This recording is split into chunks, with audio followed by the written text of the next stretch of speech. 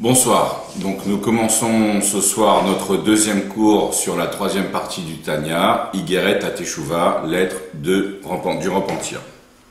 Alors avant de commencer ce deuxième cours qui sera aussi un cours d'introduction en deuxième partie, on va un petit peu rappeler ce que nous avons discuté au premier cours, surtout les grandes lignes pour pouvoir bien commencer le deuxième cours. Alors la dernière fois, nous avions un petit peu développé le sujet de la Teshuvah, donc la mitzvah de la Teshuvah, qui se traduit d'une manière générale, ou bien usuellement par le mot repentir ou pénitence. Alors on avait expliqué que cette traduction, malgré qu'elle est acceptée par tout le monde, elle n'est pas exacte d'une manière précise, elle n'est pas précise, et en fait elle ne touche pas exactement l'essence même du sujet de la Teshuvah. Alors le sujet de la Teshuvah, on avait expliqué dans notre cours précédent que c'est la traduction exacte, ça apparentait plutôt à la même racine que le verbe lashuv, qui veut dire retour. Et donc il y a une différence fondamentale. On avait expliqué qu'il y a une différence fondamentale entre le principe du repentir et de la pénitence avec le sujet du retour. Bon, alors je résume un petit peu ce que nous avons expliqué. Le principe du repentir et de la pénitence, le point commun qui est lié avec ces deux notions, c'est surtout le sujet du regret qui s'apparente au passé. Donc le regret, c'est un regret, donc le repentir, c'est un regret, la pénitence, c'est aussi un regret. Tout ça, c'est lié avec le passé, et en fait, c'est un sentiment plutôt statique qui nous fait nous bloquer devant une impasse, puisque étant donné que le passé n'est plus dans nos mains et on n'a plus la possibilité de pouvoir le changer, donc ça nous laisse avec une impression amère, et donc ça nous bloque un petit peu. Et donc ça nous fait voir le principe de la Teshuvah comme quelque chose de rébarbatif, de lourd, d'angoissant, et ça ne va pas faciliter ou de donner envie de faire Teshuvah. Donc par contre, le sujet que nous avons expliqué la dernière fois, qui disait que le mot Teshuvah s'apparente plutôt au sujet du retour, comme nous avons expliqué en lisant les textes qui exprimait le sujet de Teshuvah en tant que retour vers Dieu. On avait expliqué d'une manière plus élaborée qu'il s'agissait en fait de revenir au fondement de la Torah, à la volonté de Dieu qui était que nous acceptions, premièrement que nous proclamions son existence et la reconnaissance de sa souveraineté qu'il est roi sur la terre. Donc c'est ce qu'on appelait Kabbalat Ol Malchut Shamayim. Et ensuite, une fois qu'on reconnaît ce principe d'avoir reconnu l'existence de Dieu et le fait d'avoir reconnu la souveraineté de Dieu sur la terre, que Dieu serait le maître et contrôlerait tous les détails de la création. Ensuite, à partir du moment où on reconnaît qu'il y a un roi qui est capable de commander, alors on passe à la deuxième étape qui est Kabbalat Ol Mitzvot, le fait d'accepter les commandements. Donc ça, c'était les deux étapes que nous avons expliquées, qui étaient résumées, ou bien qui étaient l'idée générale qui ressortait des deux chapitres, ou bien des deux paragraphes que nous avons l'habitude de lire tous les jours, le soir et le matin, qui sont la Kriyat Shema, la lecture du schéma. Donc, le sujet de la Teshuvah, comme nous avons expliqué, se reliait avec ce principe-là de retourner, de revenir vers ces valeurs-là, vers ces idées fondamentales de la Torah et ce que Dieu attend de nous. Donc on avait expliqué comment ces deux principes-là, qui sont Kabbalat Ol Malchut Shamayim, accepter sur soi le joug de la royauté du ciel, c'est-à-dire reconnaître Dieu en tant que roi et souverain, et ensuite passer à l'étape de Kabbalat Ol Mitzvot, accepter sur soi le joug des mitzvot, de se soumettre à l'accomplissement de l'intégrité et la totalité de toutes les 613 mitzvot. Donc ça, c'est ce qu'on appelle Kabbalat Ol Mitzvot, accepter sur soi le joug des mitzvot. Ceux-ci sont les deux principes fondamentaux de la Torah. Et donc le sujet de la tchouva signifierait retour, revenir vers ces valeurs-là, comme nous l'avons montré dans la lecture du texte, surtout dans la paracha de Nitzavim, où on nous explique qu'il s'agit de retourner vers Dieu. Veshavta ad Hashem Elokecha, tu retourneras jusqu'à l'Éternel ton Dieu. Veshamata bekolo, tu écouteras sa voix. Et on avait expliqué que ce que ça signifiait écouter la voix de l'Éternel, de Dieu. Ça signifiait lishmor et kol mitzvotav et chokotav, de garder tous ces commandements et ces statuts, Aktuvim et Sefer HaTorah, qui sont écrits dans ce livre-là de la Torah. Donc voilà ce qu'on avait expliqué un petit peu, le concept de la mitzvah de Tchouva, qui était le fait de retourner aux valeurs de lien, en fait, de lien entre le fils d'Israël, le juif, vers son créateur, vers Dieu, reconnaître son existence, reconnaître son contrôle et sa domination sur le monde et se soumettre à cette reconnaissance-là pour être capable de passer ensuite à se soumettre comme un sujet vis-à-vis de son roi, de se soumettre à la volonté, à sa volonté et à suivre ses commandements.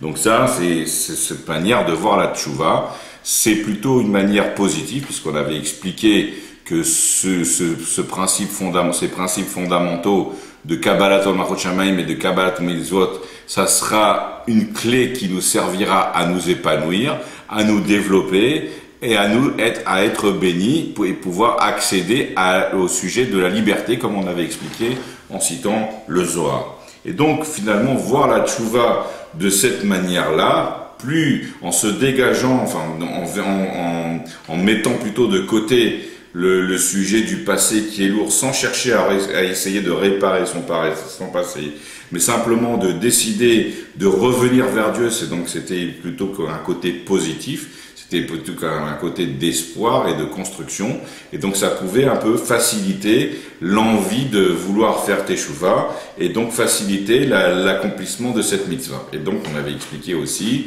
que c'était le but du livre du Tanya, que le but du livre du Tanya a été d'expliquer ce que la Torah disait en conclusion du paragraphe que nous avons lu dans la paracha de Nitzavim, qui était « Ki karov elecha davar meod, beficha o bilvafra la soto » car la chose est très proche de toi, dans ta bouche et dans ton cœur, pour le mettre en pratique, pour le faire. Donc voilà, ça c'était le but du Tanya, c'était de montrer comment est-ce que la mitzvah de la Teshuvah, comme on avait vu dans le texte de la Parashat Nitzavim, qui disait qui a mitzvah azot, car cette mitzvah-là, Asher Anochi Mitzvah Vechayom, que je t'ordonne aujourd'hui, et on avait expliqué que ceci, selon le commentaire du Ramban, se rapportait à la mitzvah de la Teshuvah, est très proche de toi, n'est pas éloignée, n'est pas venue de l'autre côté de la mer, etc., mais elle est très proche de toi. Donc voilà un petit peu en résumé ce que nous avons développé dans notre premier cours d'introduction. Alors maintenant, on va continuer un petit peu plus loin sur cette mitzvah de la Teshuvah, toujours avant de commencer la lecture du texte de Igeret HaTeshuvah, de la troisième partie du Tanya. On va simplement continuer notre introduction en un petit peu soulignant le sujet de la Teshuvah et montrer quelques facettes qui sont développées surtout dans le livre du Tanya. Alors, comme on avait expliqué, le fait de faire Teshuvah, c'est-à-dire revenir vers les valeurs de la Torah, c'est-à-dire vers Dieu et vers la soumission à l'accomplissement des mitzvot, le but de tout ça, en fait, c'est de faire un lien, la Torah elle-même et les mitzvot eux-mêmes, les commandements, donc la Torah, Dieu, la Torah et les mitzvot sont là pour montrer, pour faire un lien entre le monde d'en haut et le monde d'en bas, faire un lien entre le peuple d'Israël en bas et Dieu qui est spirituel, entre le spirituel et le matériel. Donc ça, c'est le but, c'est de faire un lien. Et de la même manière que la Torah et les mitzvot sont venus pour faire un lien, ben la Teshuvah aussi est venue pour raffermir ce lien-là qui existe. Et si jamais ce lien a été coupé ou bien on s'est détourné de son chemin et on veut se remettre bien avec notre Créateur, donc le but, c'est ça le but de la mitzvah de la Teshuvah, c'est de renouer ce lien. Alors on va voir que ce lien peut être expliqué de plusieurs facettes. Alors on a vu déjà une première facette qui est le lien d'un serviteur vers son roi. donc le lien d'un serviteur vers son roi. Ce lien-là peut être aussi vu comme un fils vers son père. Donc le lien qui est entre le peuple d'Israël, un homme et Dieu, c'est comme un fils vers son père ou comme un serviteur vers son roi. Et on va voir que ce lien-là peut aussi avoir d'autres manières d'être vu. Et c'est ça sur ça, on va rentrer un petit peu plus dans le contenu de ce qui va être développé dans le Tanya. On va voir que ce lien-là, il est beaucoup plus plus techniquement compliqué et plus élaboré qu'un simple lien d'une manière générale et globale. On va voir aussi que ce lien-là, il est aussi fusionnel et charnel comme un lien qui existe entre un homme et une femme. On va développer cette partie-là. Et après, à la fin de notre introduction, on va arriver à développer ce qui est expliqué plus en détail dans le Tanya en se basant sur les fondements de la Kabbalah et de la Chassidut, la partie mystique de la Torah, la partie profonde de la Torah. Nous allons voir que ce lien-là, c'est un lien aussi qui est un peu le lien qui fabrique, en fait, c'est le lien spirituel et mystique qui fait vivre les mondes à chaque instant. Donc ça, on va expliquer, c'est le lien qui existe entre les sphirotes, les sujets des Yichudim. Alors on va commencer un petit peu par développer une petite parole qui a été dite par le rabbi précédent. Alors le rabbi précédent, c'est le rabbi Yosef Yitzhak de Lubavitch, qui était le chef, le dirigeant du mouvement Chabad et Lubavitch, donc le mouvement Chabad dans les années jusqu'aux années 1950. Donc c'était lui le chef qui est pendant la dernière guerre et même avant la guerre. Donc lui, il a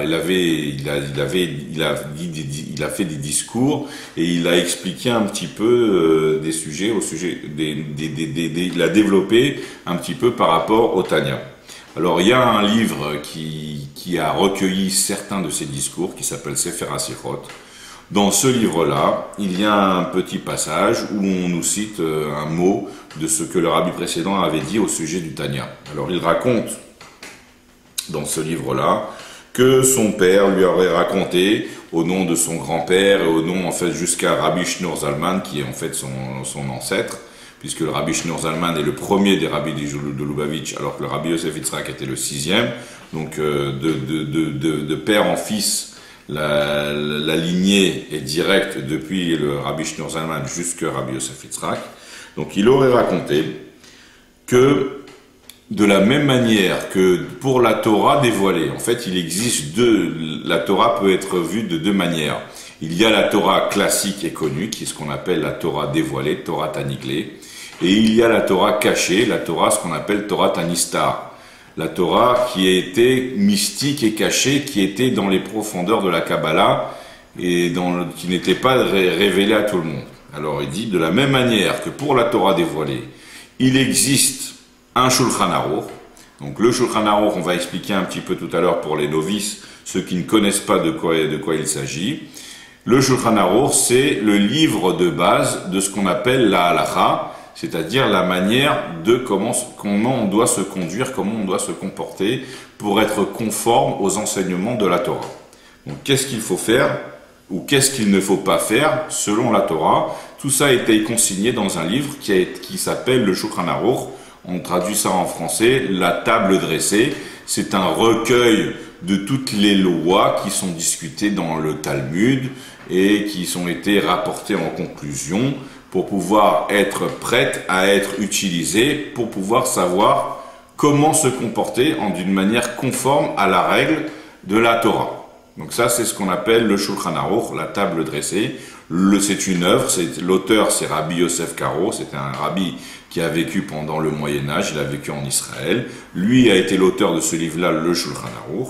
Et donc ce livre-là est le livre par excellence de référence par rapport à la halakha. La halakha qui est la manière comment on doit se comporter pour être conforme à la règle de la Torah, donc surtout de la Torah dévoilée. Alors le rabbi précédent a dit, de la même manière que la Torah dévoilée a son Shulchan Aruch, c'est-à-dire son livre de référence pour savoir comment se comporter. De la même manière, la Torah cachée, la Torah mystique, la Torah des secrets de la Torah de ce qui se passe dans les sentiments, dans le cœur. Cette Torah-là, qui est Torah mystique, qui a été dévoilée par les rabbis, en commençant par le Baal Shem Tov, et qui a été pris à la relève par les élèves du Baal Shem Tov jusqu'au rabbi précédent, et même jusqu'au rabbi actuel. Cette Torah cachée, elle a aussi son Shulchan Aruch, toujours d'après le rabbi précédent. Et c'est quoi le Shulchan Aruch de la Torah cachée? Eh bien, c'est le livre du Tanya. Le livre du Tanya, qui est l'œuvre du premier rabbi de Lubavitch, Rabbi Shneur Zalman, ce livre-là, il a la même vocation, ou il a la même particularité que le Shulchan Aruch, qui est valable, qui est le livre de loi, de référence de la halakha, comment se comporter par rapport à la Torah dévoilée.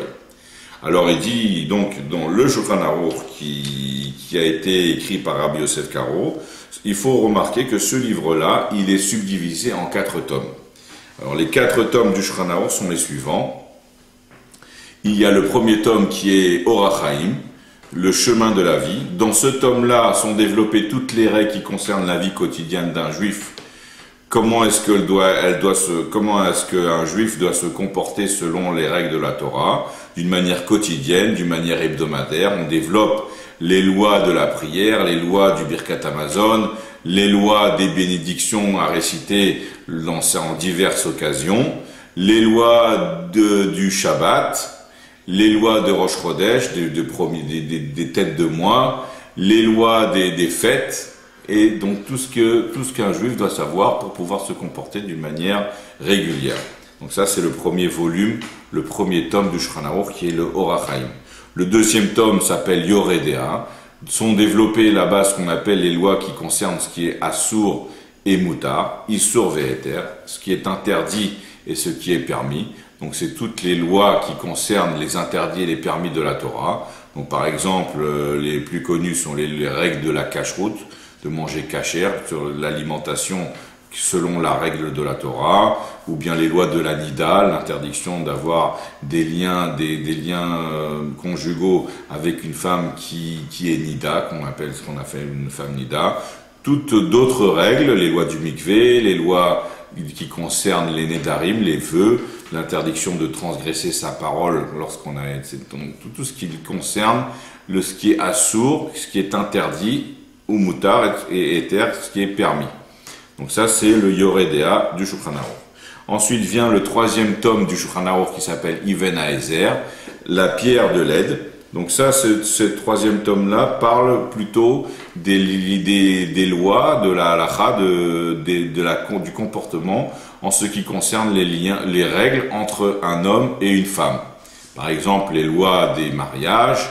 Juridiquement parlant, qu'est-ce qui valide un mariage et qui fait qu'une femme est considérée comme être mariée? Ceci implique des conséquences. Quand une femme est mariée, elle n'a pas le droit d'avoir des rapports sexuels avec d'autres hommes, ce qui entraînerait donc la transgression de ce qui est écrit dans les 10 commandements de ne pas faire d'adultère, et donc ça aurait des conséquences sur ses enfants, etc., etc. Donc toutes ces lois-là du mariage, et de la même manière, à l'inverse, les lois du divorce, qu'est-ce qui valide juridiquement parlant un divorce, qu'est-ce qui fait qu'un divorce est considéré comme valable pour pouvoir casser ce lien-là du mariage, etc. Tout ça, ce sont des lois qui sont développées dans le troisième tome du Shulchan Aruch qui s'appelle Even HaEzer. Le quatrième tome du Shulchan Aruch s'appelle Choshen Mishpat. C'est le tome qui parle de toutes les lois qui concernent les relations entre les hommes, les relations de voisinage, les relations financières, les relations sociales, tout ce qui concerne le vol, l'interdiction du vol, l'interdiction des dommages, de léser son prochain, des voisinages, tout ce qui concerne les prêts d'argent, les différents d'argent, les trouvailles, les objets trouvés, tout ce qui concerne les relations entre les hommes, et donc c'est lié aussi avec les dayanim, les juges, et ça concerne aussi tous les jugements des litiges et des différents litiges qui peuvent exister entre les hommes. Ceci est développé dans le quatrième tome du Shulchan Aruch. Alors le rabbi précédent, toujours en continuant dans sa lignée, puisqu'il a dit que le Tanya est considéré comme le Shulchan Aruch de la Chassidoute et de la Torah cachée, eh bien il dit de la même manière, chacune des parties du Tanya, puisque le Tanya est composé de plusieurs parties. En règle générale, il y a 4 parties dans le Tanya. C'est vrai qu'il y en a une 5e, mais la 5e et dernière partie n'est qu'en fait un petit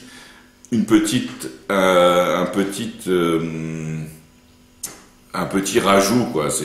C'est considéré comme une petite annexe à la première partie, le Likutei Amarim. Donc on peut amalgamer et dire que le Tanya contient 4 parties. Et donc ces 4 parties, chacune de ces 4 parties correspond à un des volumes du Shulchan Aruch. Alors maintenant, on va détailler les 4 parties les plus importantes du Tanya. La première partie s'appelle Likutei Amarim ou bien Sefer Shel Benonim. Likutei Amarim, traduit en français, ça veut dire recueil de paroles, et Sefer Shel Benonim, le livre des moyens. Donc ça, c'est la première partie du Tanya. La deuxième partie s'appelle Chinur Katan, l'éducation du petit, ou bien ça c'est l'introduction de la deuxième partie, mais cette deuxième partie aussi a un autre nom qui s'appelle Sha'ar HaYichud VaEmuna, la porte de l'unité et de la croyance, de la foi, la Emuna. La troisième partie du Tanya, c'est celle que nous étudions, c'est Igeret HaTshuva, une lettre de la Teshuva, de la pénitence ou du repentir, ou bien du retour, comme nous avons expliqué. Et la quatrième partie, c'est ce qu'on appelle Igeret HaKodesh, des lettres saintes, des lettres sacrées. Alors, donc de la même manière, en correspondance, si on va le comparer au Shulchan Aruch, donc le rabbi précédent toujours continue dans son explication. Le Orach Chaim de la Chassidut, c'est-à-dire les règles de base de la conduite journalière selon l'enseignement chassidique et mystique et profond de la Torah de la Chassidut, sera la première partie du Tanya. Le Yoredea, savoir qu'est-ce qui est interdit et permis dans l'explication mystique. Alors ça sera la deuxième partie du Tanya qui est Sha'ar HaYichud VaEmuna. Et le sujet de Even HaEzer qui concerne les lois de lien entre un homme et une femme, ceci sera en correspondance avec la troisième partie du Tanya qui est notre partie que nous étudions, qui est Igeret HaTeshuva, la lettre de la Teshuva. Et donc la quatrième partie du Tanya, Igeret HaKodesh, sera mis en correspondance avec la quatrième partie du Shulchan Aruch qui concernera le Rosh Mishpat de la Chassidut. Alors maintenant, on voit bien donc que notre partie va allusionner sur ce lien fusionnel et charnel qu'il y a entre le peuple d'Israël et Akadosh Baruch Hu, qui sera comparé d'une manière égale, comme la troisième partie du Shulchan Aruch, qui parle des liens qui existent entre un homme et une femme. Donc c'est un lien fusionnel et charnel. Alors maintenant, on va détailler un petit peu plus par rapport au sujet de Even HaEzer, le lien fusionnel et charnel qui est développé dans Even HaEzer. Donc, dans le Shulchan Aruch Even HaEzer, on parle de ce qu'on appelle Ishut, les règles du statut marital. Ishut. Alors, dans le statut marital, il existe 2 étapes. Il y a ce qu'on appelle les Kiddushin, il y a ce qu'on appelle le mariage, et donc les Kiddushin, en hébreu les Kiddushin, et il y a ce qu'on appelle le divorce, qui est traduit en hébreu, Girushin, le renvoi. Alors, de la même manière, donc c'est connu, cette chose-là, cette métaphore est connue dans la Torah, elle a été rapportée dans beaucoup de Midrashim, où on compare le lien qui est entre Akadosh Baruch Hu et Knesset Israël, d'une manière égale au lien qui existe entre un homme et une femme. Akadosh Baruch Hu est appelé le Khatan, et Knesset Israël, l'Assemblée d'Israël, est appelée la Kala. Donc il y a Ish et Isha. Donc dans le Shulchan Aruch de la Torah dévoilée, on parle d'un homme et d'une femme matérielle. Par contre, dans le Shulchan Aruch, dans la Igeret HaTshuva, on va parler de l'homme et de la femme spirituelle qui représentent Akadosh Baruch Hu le Khatan et Knesset Israël la Kala. Alors, surtout, on va voir que de la même manière que pour un mariage, donc du point de vue d'un mariage, qu'est-ce que signifie un mariage dans la Torah? Alors, pour expliquer ce sujet-là, il faut regarder qu'est-ce qui est écrit dans le texte de la Torah. La Torah considère le mariage comme l'épousaille entre un homme et une femme. C'est le fait, donc, d'une manière matérielle, donc ce qui est développé dans le Shulchan Aruch Even HaEzer, c'est le fait de créer un lien fusionnel et charnel entre un homme et une femme.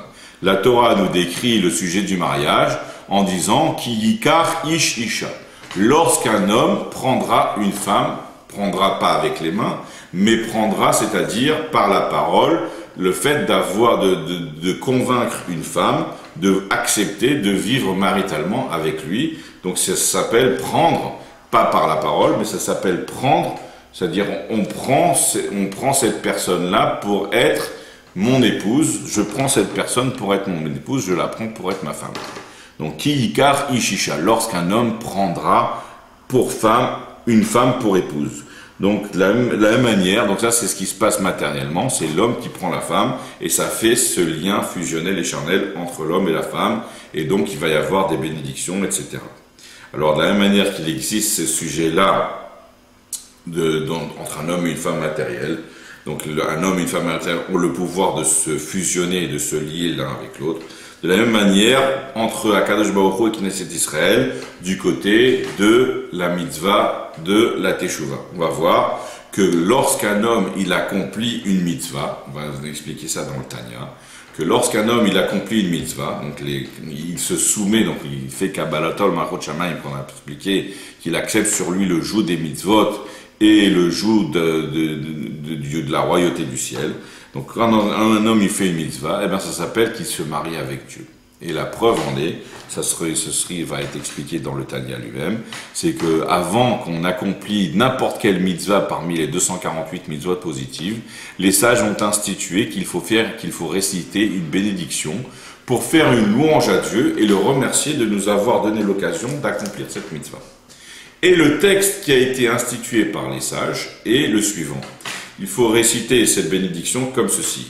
Quand on va faire n'importe quelle mitzvah, par exemple, si on veut mettre les téphilines sur soi ou qu'on veut fixer une mezouza à sa porte, le texte à réciter avant d'accomplir ce commandement sera Baruch ata Hashem, béni es-tu éternel Hashem, Elokeinu notre Dieu, Melech haolam, le roi de l'univers, Asher kideshano bemitzvotav vetzivanu, Asher Kideshanu nous a sanctifiés, Bemitzvotav, par ses commandements, Vetzivanu, et nous a ordonné, sous-entendu, de faire telle ou telle mitzvah. Donc, par exemple, pour fixer une mezouza, Vetzivanu, Likboa, mezouza, qui nous a ordonné de fixer la mezouza. Pour les tefilines, c'est les aniar tefilines, de poser les tefilines.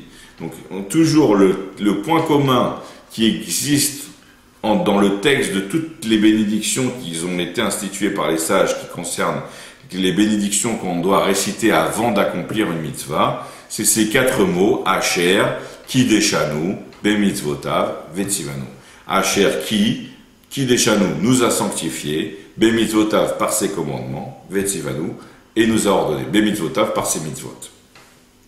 Alors maintenant, on remarque une chose très, très, très intéressante, c'est que le mariage, d'après la Torah, le mariage simple entre un homme et une femme, est appelé Kiddushin, sanctification, puisque par cet acte, lorsque l'homme prend la femme pour épouse, il lui donne une bague ou bien il lui donne une valeur de quelque chose qui a de l'argent. Donc juridiquement parlant, c'est obligatoire de faire ce processus-là selon la Torah.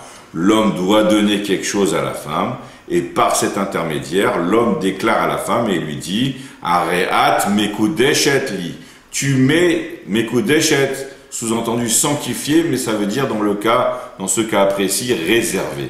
Mekudeshet veut dire sanctifié, mais en même temps veut dire réservé. Donc cette femme-là, lorsqu'elle est mekudeshet, elle est réservée à cet homme-là, elle ne peut plus aller avec 2 autres hommes, sauf si elle reçoit un divorce. Donc on voit que le terme utilisé pour définir le mariage simple entre un homme et une femme selon la Torah est mekudeshet, ou ce qu'on appelle kiddushin. Et ce mot-là, comme par hasard, est le même utilisé pour dire sanctifié, qui a cher, qui déchano, qui nous a sanctifiés. Donc on voit que quand un juif fait une mitzvah, il se marie avec Dieu. Donc c'est exactement le même sujet du mariage, du lien qu'il y a entre l'homme et une femme. Ce même sujet-là sera reporté entre l'homme et entre Akadosh Baruch Hu et Knesset Israël. Et de la même manière, ensuite de cela, il existera malheureusement le sujet du divorce qui est appelé Girushin, le renvoi. Donc la Torah explique que signifie le sujet du divorce, comment est-ce que ça se fait le divorce d'après la Torah. Eh bien, comme pour le mariage, c'est l'homme qui prend la femme, l'homme prend la femme pour épouse. Pour le divorce, eh bien, c'est l'homme aussi qui fera l'acte inverse du mariage, c'est-à-dire qu'il la renverra de sa maison. Veshilcha, le texte de la Torah, il dit, Vekatavla, il écrira pour elle Sefer Kritut, un livre de coupure, donc ça sera une coupure entre l'homme et la femme, une coupure qui va casser ce lien fusionnel charnel qui existait entre ce mari et cette femme. Ça, c'est le sujet du divorce. Sefer Kritut, un livre de coupure. Veshilcha mibeto, la Torah continue et nous dit, il la renverra de sa maison. Veyatza, elle sortira. Ve'aita leishacher, et elle sera à un autre homme.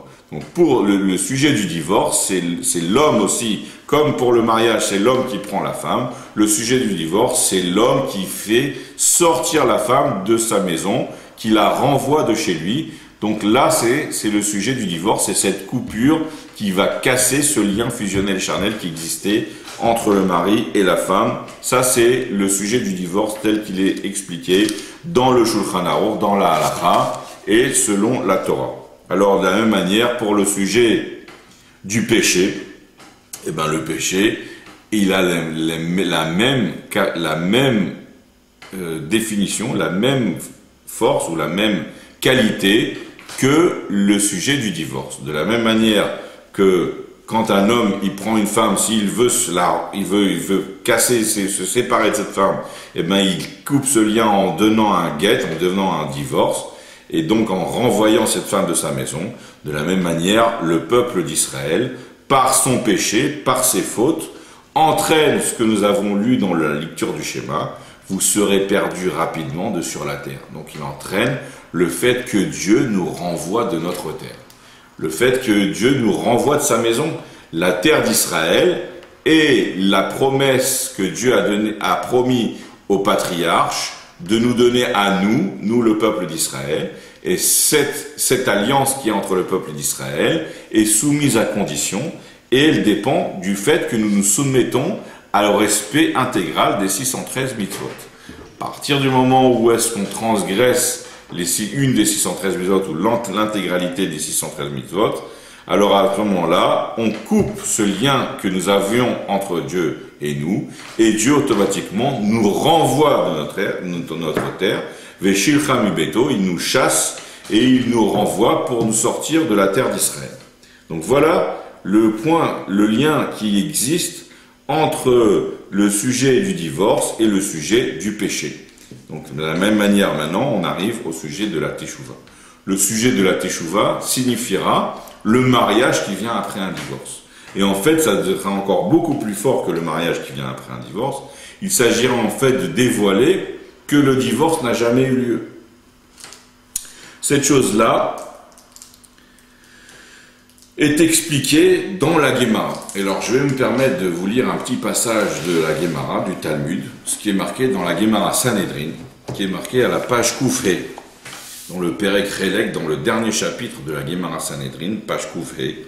Il y a un petit texte qui explique comment, en fait, que le péché représente le sujet de renvoyer de sa maison, et comment, en fait, le sujet de la Teshuva signifie annuler ce divorce pour revenir à l'état premier. Alors, je lis qu'est-ce qui est écrit. Alors, la Guémara cite un passouk qui est écrit dans le livre de Yirmia, Jérémie. Madoua shoveva ahamazé Yerushalayim. Pourquoi est-ce que ce peuple se rebelle à Jérusalem, Meshuva nitzechet, d'une rébellion persistante? Alors, sur ça, il y a des commentaires, et on va citer un commentaire qui est quelques lignes plus loin, qui est de Shmuel. Alors, Shmuel Amar, Shmuel dit, Baou Asara Bene Adam, il y a eu 10 personnes qui sont venues, Veyashvu Lefanav, et qui se sont assis devant le prophète. Amar Lahen, alors le prophète leur a dit, Chazro Bitshuva, faites teshuva. Amrolo, ils lui ont dit, Evet Shemecharo Rabo, un esclave que son maître a vendu. Veisha Shegersha Bala, et une femme que son mari l'a divorcée. Kloum yesh lazé alzé kloum, est-ce qu'il va lui réclamer quelque chose après le divorce? Si un mari il a divorcé sa femme et qu'il a renvoyé de sa maison, qu'est-ce qu'il lui dit reviens?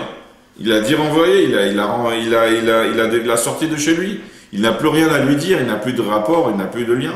De la même manière, un esclave que son maître l'a renvoyé et qu'il a mis en liberté, il n'a plus aucune réclamation à lui faire. Alors pourquoi est-ce que tu nous demandes de faire tchouva? Dieu nous a renvoyés, nous a chassés de notre terre. Alors pourquoi est-ce qu'il nous rappelle? Il nous a renvoyés, on est divorcés, on est libre. On peut faire ce qu'on veut. Donc ça, c'est un argument qui montre le parallélisme qu'il y a entre le sujet du péché et le sujet de divorce, qui représente cette coupure qui va casser ce lien fusionnel et charnel qui existait entre le mari et la femme, ou bien entre le peuple d'Israël et Akadosh Baruch Hu. Amarlo Akadosh Baruch Hu les Navi. Alors pour cela, pour répondre à cela, Akadosh Baruch Hu il dit au prophète, Lech emor lahem, va et dis-leur, Eze sefer kritut imechem, où est le divorce de votre mère? Asher shelartia qui prouverait que je l'ai renvoyé. Omi menusi asher mecharti etremlo. Et qui est mon créancier qui m'a réclamé de l'argent, à qui je vous aurais vendu en tant qu'esclave? En be'avonotechem asher nimkartem. Voici que c'est par vos péchés que vous avez été vendus. Ou bepish echem shulchaimechem. Et par vos fautes, votre mère a été renvoyée. Enfin, c'est donc, grâce à cela, on voit que le sujet de pish echem, vos fautes, ça entraîne shulchaimechem. Votre mère a été renvoyée, comme le sujet du divorce, qui utilise le terme Veshilcha mi beito, il la renverra de sa maison. Ve'aino de Amar Resh Lakish, la Gemara conclut et dit, ceci correspond à l'enseignement de Resh Lakish, qui pose la question en disant, Maï dirtiv, que dire le pasouk suivant? C'est écrit dans le livre de Jérémie, David Avdi, David mon serviteur, Nebuchadnezzar Avdi, Nabucodonosor, mon serviteur. Alors, on s'étonne, comment est-ce qu'on peut comparer Nabucodonosor, qui est le roi équivalent à Ahmadinejad, qui est un roi méchant, qui a détruit le temple, qui a causé la destruction du premier temple et causé l'exil, le premier exil du peuple d'Israël de sa terre. Comment est-ce qu'on peut dire que Nebuchadnezzar, c'est mon serviteur? Comment est-ce que Dieu peut dire, en le comparant même au même niveau que David Améler, qui était un roi pieux et saint, comme le roi David Améler? Alors, qu'est-ce qu'il dit Resh Lakish? Il dit, Galou veyadoua, il était dévoilé et connu, l'ifnemi she'amar ve'aya olam, devant celui qui a parlé et que le monde est apparu, she'atidin Israël Omar, car que dans le futur, le peuple d'Israël dirait cet argument de dire, voilà, Dieu, par nos péchés, tu nous as divorcés, tu n'as plus rien à réclamer de chez nous. Alors les ficha pour cela, Igdim Akadosh Baruch Hu, il a devancé, Vekaro Avdo, et il a dit qu'en fait, Nebuchadnezzar, qui est la cause de votre exil, lui-même c'est mon esclave, c'est mon serviteur. Evet Shekana Nechassim, quand Nebuchadnezzar, il vous a acquis et il vous a conquéri, il vous a donc acquis, et lui-même c'est mon esclave. Donc si un esclave acquiert des biens, Eved Lémi, à qui appartient l'esclave? Nechassim Lémi, et les biens que l'esclave a acquis, à qui ils appartiennent? Ils appartiennent donc bien à son maître. Donc, Ve'aole al rochachem, et ça qui monte sur votre esprit. Donc, toujours là, maintenant, on cite un autre pasouk qui est marqué dans Yecheskel, ce qui monte à votre esprit de dire, Haya loti asheratem omrim niye kagoyim. Ceci ne va pas se réaliser, ce que vous dites, vous, les Juifs, que vous serez comme les nations, que mishpechot ha'aratzot, comme les familles de la terre, les charetz etz va'even pour servir le bois et la pierre. Chayani neum Hashem, je jure par ma vie, dit l'Éternel, Elohim Dieu, imlo beyat chazaka, avec une main forte, ou bizroa netouya, avec un bras étendu, ou bechema shefucha, et avec une colère versée, Emloch alechem, je régnerai sur vous. Donc on voit que Dieu, il veut montrer que le lien qui existe entre le peuple d'Israël et lui-même, il existe même après la faute. Et donc ceci ne peut se faire que par l'intermédiaire de la Teshuvah. Donc la Teshuvah représenterait le lien qui se recrée entre le peuple d'Israël et Akadosh Baruch Hu, après avoir eu cette séparation qui est que superficielle. Et donc, ce serait pour montrer la force de ce lien qui existe entre Akadosh Baruch Hu et Knesset Israël, qui est comparé comme un lien entre un homme et une femme.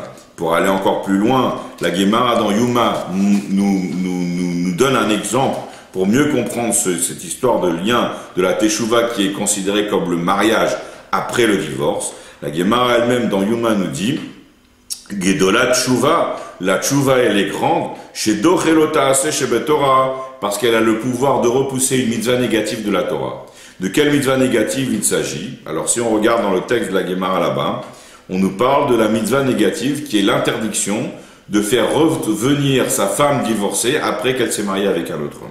Donc la Torah nous stipule bien, c'est écrit dans le texte de la Torah, que si un homme était marié avec une femme, une première femme, et l'avait répudiée, l'avait divorcée, et qu'ensuite cette femme-là se mariait avec un autre homme après avoir été divorcée, et qu'ensuite cette femme-là, après s'être mariée avec le deuxième homme, divorce de son deuxième mari, alors la Torah dit, le premier mari ne pourra pas se remarier avec sa première femme qu'il avait divorcée parce qu'elle s'était mariée avec un autre homme. Alors on voit que pour le sujet de la Teshuvah, eh bien ça marche pas. Puisque la Teshuvah a le pouvoir de repousser cette mitzvah négative. Puisque Dieu, le peuple d'Israël, lorsqu'il fait une mitzvah, il se marie avec Dieu. Donc ça c'est le moment du don de la Torah. Il y avait le don de la Torah, il y avait ce lien charnel entre le peuple d'Israël, Knesset Israël et Akadosh Baruch Hu. Ce lien-là, lorsqu'un juif transgresse la Torah et se décharge du joug de Kabbalat ol Brachot Shamayim et de Kabbalat ol Mitzvot, d'accepter le royauté du ciel et de la soumission aux 613 mitzvot, lorsqu'on se décharge de ce lien-là, eh bien on casse, on a montré qu'on fait le divorce entre soi et Akadosh Baruch Hu, eh bien malgré tout, le sujet de la Teshuvah vient ici pour renouer ce lien-là et raffermir ce lien qui est entre Akadosh Baruch Hu et Knesset Israël, malgré l'interdit de la Torah. Donc ça, c'est pour expliquer tout ça, ce lien qui est fusionnel et charnel entre la Torah et les mitzvot, entre le sujet de la Teshuvah. Alors maintenant, on va un petit peu arriver à la troisième partie de notre introduction. On va essayer de finir rapidement pour un petit peu approfondir et montrer en fait le sujet qui va être développé plus en détail dans le Tanya. Et c'est ça et sur ça que va se mettre la valeur ajoutée de ce que le Tanya va rajouter par rapport aux enseignements classiques qui concernent la mitzvah de la Teshuvah. Donc c'est surtout ce côté du mystique qui va être développé. Alors pour toujours continuer dans la lignée, dans la lancée que nous avons citée du mot du rabbi précédent qui expliquait que la troisième partie du Tanya était reliée avec le Even Haezer, et donc on a expliqué que ça représentait ce lien fusionnel et charnel. Even Haezer qui parle des lois des femmes. Alors on va un petit peu approfondir et dire qu'en fait le livre, la troisième partie du Shulchan Aruch qui est Even Haezer, en fait c'est la conclusion d'un livre de la Mishnah et du Talmud en fait, qui s'appelle le Seder Nashim, l'ordre des femmes. Donc il faut savoir que la Mishnah, qui est la base de la Torah orale, et qui a été expliquée ensuite par la Gemara, qui a été un commentaire sur la Mishnah, ces deux choses-là, ces deux livres, la Mishnah plus la Gemara, forment le Talmud. Le Talmud, en fait, il se subdivise en plusieurs traités, et ces traités-là sont englobés dans des volumes de Mishnah, et le troisième volume des Mishnayot s'appelle Seder Nashim, l'ordre des femmes. Et donc cet ordre des femmes, cette partie du Talmud qui est dans l'ordre des femmes, dans le troisième volume des Mishnayot, est développée, c'est la base et la source de ce qui est développé dans la troisième partie du Shulchan Aruch aussi, qui est la troisième partie, et donc c'est ce qu'on a développé dans le livre de Even Haezer. Alors maintenant, la question qui se pose, c'est que Rabbeinu Akadosh, Rabbi Yehuda Hanassi, qui est l'auteur des Mishnayot, lui-même, dans la Kabbalah, on pose la question, pourquoi est-ce qu'il a appelé son troisième volume, Seder Nashim, l'ordre des femmes? Alors qu'on ne parle pas simplement que des femmes, on parle du lien qui est entre un homme et une femme. Alors pourquoi est-ce qu'on a retenu simplement l'ordre des femmes? Alors la Kabbalah explique que par le mot Seder Nashim, en fait, Rabbi Yehuda Hanassi voulait allusionner des enseignements mystiques de Kabbalah. Donc lui-même déjà, il devait connaître ces enseignements de Kabbalah. Et en fait, il voulait allusionner sur des forces spirituelles qui s'appellent les forces des femmes, les forces féminines. Donc dans la Kabbalah, on explique que en fait c'est Seder Nashim, l'ordre des femmes, les femmes au pluriel. Quand on parle d'un pluriel indéfini dans la Torah, c'est toujours pour nous dire qu'il y en a au moins deux. Et donc quand on dit Seder Nashim, c'est l'ordre des deux femmes. Et des deux femmes, de quelles femmes on parle? On parle des forces féminines qui sont expliquées, en fait, qui représentent les deux haies du Shem Havaï. Alors, on va expliquer un petit peu en détail ce sujet-là, qui est le Shem Havaï. Alors, il faut savoir que Dieu, Akadosh Baruch Hu, Dieu, il a plusieurs noms. Et le nom le plus significatif de Dieu, le nom ineffable, c'est le nom qu'on appelle Havaï. Donc il est écrit avec les 4 lettres, il est composé de 4 lettres, un Yud, un He, un Vav et un He. Alors on n'a pas le droit de prononcer selon la tradition ce nom-là tel qu'il est écrit, c'est interdit dans l'exil, il est interdit de prononcer le nom de Dieu tel qu'il est écrit, alors c'est pour ça qu'on le dit à l'envers. Donc on commence par la dernière lettre, Ha, Va, Ye, He, Vav, He, Yud, Havaï. Donc on le lit à l'envers. Alors, c'est ce qu'on appelle le Shem Havaï, c'est le nom de Dieu tel qu'il est écrit, composé de 4 lettres, Yud, He, Vav, He. Donc, on remarque que ce nom-là, il a 4 lettres, mais on remarque que parmi ces 4 lettres, on peut les subdiviser en 2 groupes. Il y a le premier Yud et le premier He. Après, il y a un Vav qui ressemble au Yud, et il y a un deuxième He. Et en fait, on remarque qu'il y a 2 He. Dans le nom de Dieu, il y a 2 fois la lettre He. Alors ces 2 lettres He représentent, en fait c'est ces 2 lettres-là qui sont allusionnées dans ce qu'on appelle le Seder Nashim, l'ordre des femmes. Alors qu'est-ce qu'il veut dire? Qu'est-ce que cela veut dire? Ces enseignements sont mystiques, on va essayer d'expliquer un petit peu ce que la Kabbalah veut nous enseigner et ce qui va être développé dans le Tanya du point de vue du lien qui existe entre les lettres du Shem Havaï. Alors, il faut savoir un principe général dans la Kabbalah, c'est que les forces qui sont actives et qui donnent, les forces qui dominent et qui donnent, sont appelées des forces mâles. Ce sont des énergies mâles, ce qu'on appelle mashpia en Kabbalah et en Chassidut. Et donc, quelqu'un qui est mashpia, qui donne, qui prodigue, ça, ce sont des forces qui sont appelées dans la Kabbalah des forces masculines, des forces mâles. Par contre, les forces les entités qui sont là pour recevoir les influences et ce qui est prodigué par les forces mâles, les forces masculines, ce sont ce qu'on appelle les forces femelles féminines. Alors maintenant, donc, c'est ce qu'en hébreu on appelle ça Mekabel, celui qui reçoit.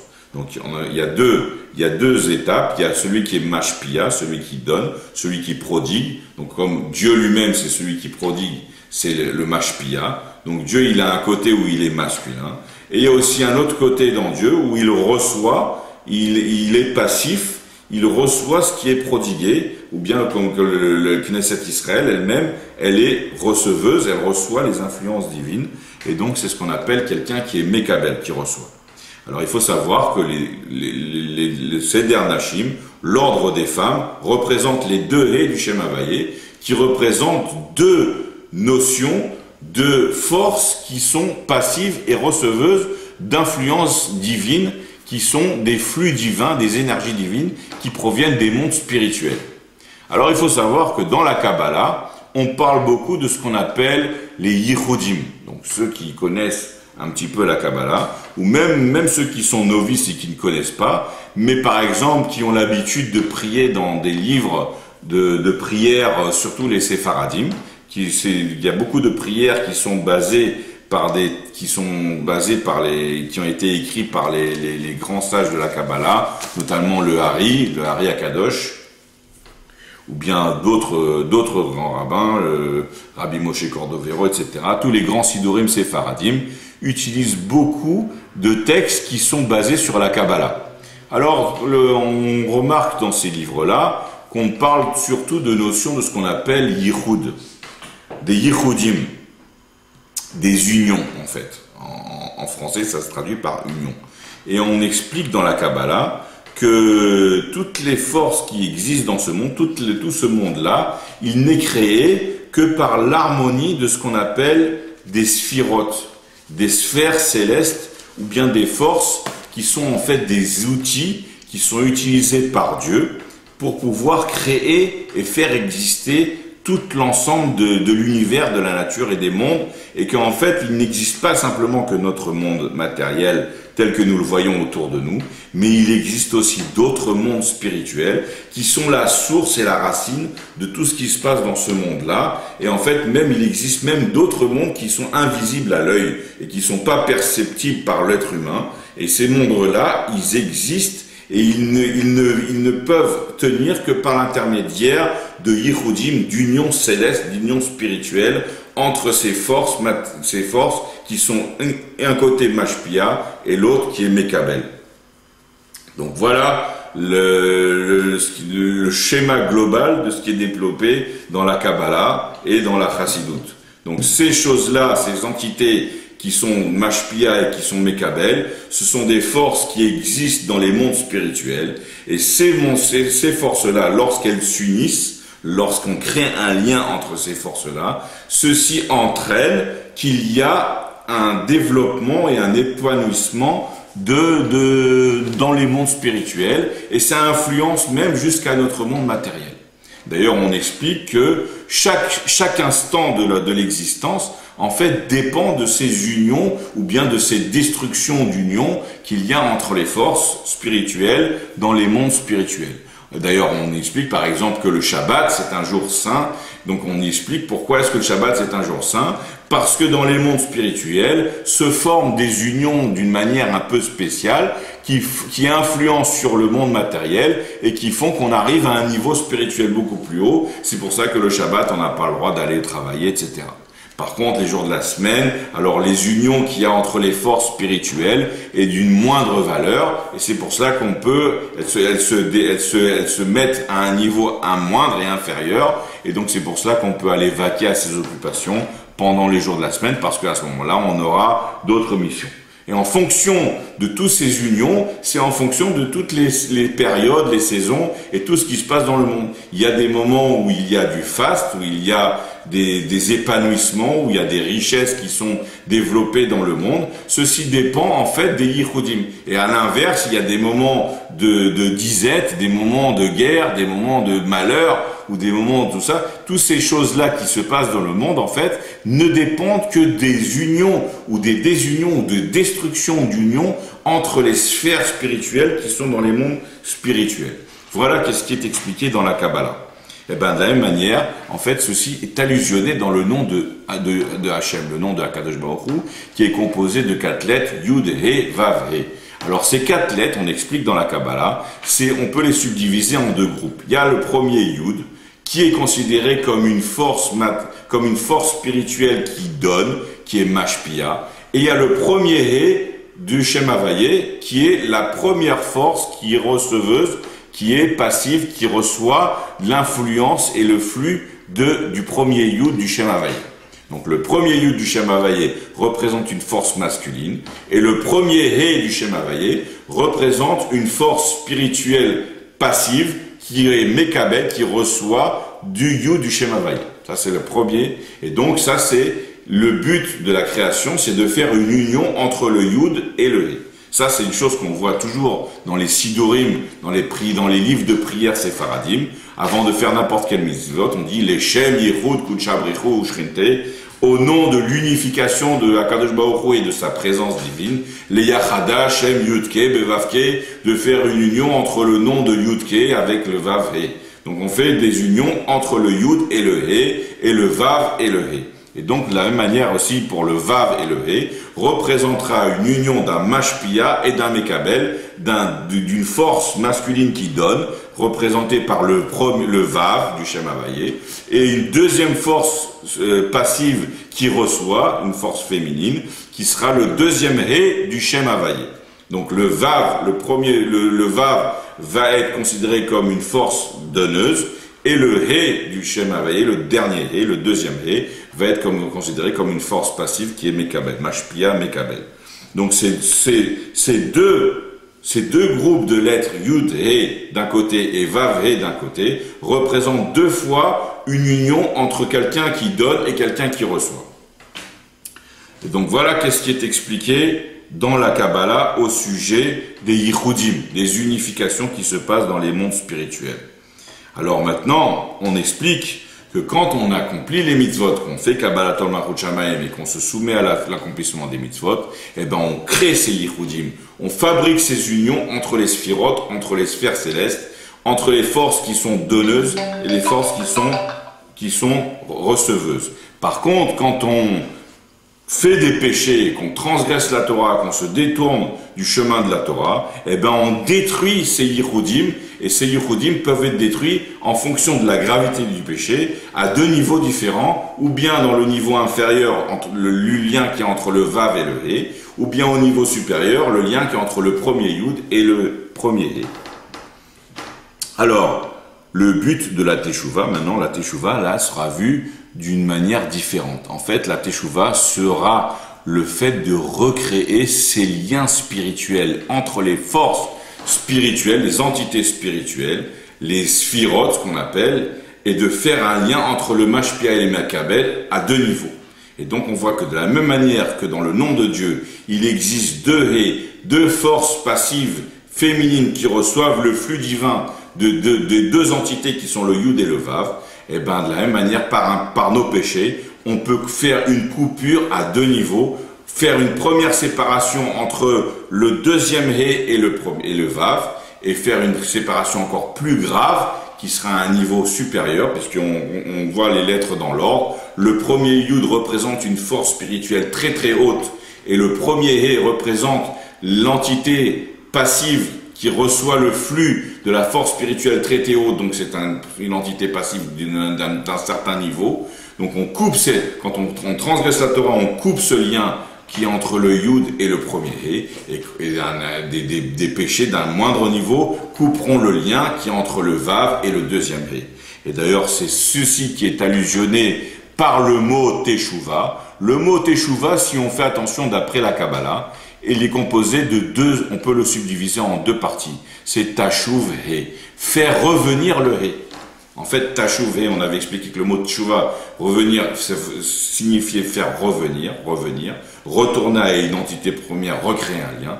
Mais d'après la Kabbalah, c'est encore beaucoup plus précis et plus dans le détail. C'est au niveau des forces spirituelles et des sphères célestes, au niveau du Yud et du He, et du Vav et du He, que par nos péchés, on détruit cette union qui est entre ces deux entités-là, ces quatre entités en fait, et comme cette union-là se trouve détruite à deux niveaux, la première brisure entre le Yud et le premier He, la deuxième brisure entre le Vav et le deuxième He, donc de la même manière, il existera une Teshuvah à deux niveaux, Tashuv He, faire revenir le He. De quel He il s'agit? Il y a le He, le deuxième He du Shem Havayé, et il y a le premier He du Shem Havayé.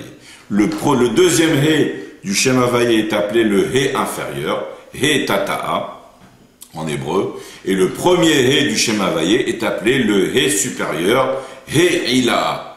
Alors de la même manière que dans le nom du Shem Havayé, il y a un He supérieur et un He inférieur, de la même manière pour la Teshuvah, il y aura une Teshuvah, faire revenir le He inférieur vers le Vav, ça sera Teshuvah Tata, une Teshuvah inférieure, et faire revenir le He supérieur vers le Yud, faire refabriquer le Yichud, l'union entre ces deux sphirotes, sera appelé Teshuvah Ila'a. Donc si on fait revenir le He inférieur, c'est Teshuvah Tata. Si on fait revenir le He supérieur vers le Yud, ça se rappellera Teshuvah Ila'a. Et donc ça, c'est l'explication beaucoup plus profonde qui va être développée dans cette troisième partie du Tanya, qui signifiera d'expliquer que représentent ces deux niveaux spirituels qui sont expliqués dans les deux lettres, les deux He du Shem Havayé, comment par son péché on fait une coupure entre ces deux lettres du Shem Havayé, les deux He du Shem Havayé, avec les lettres qui leur donnent leur influence,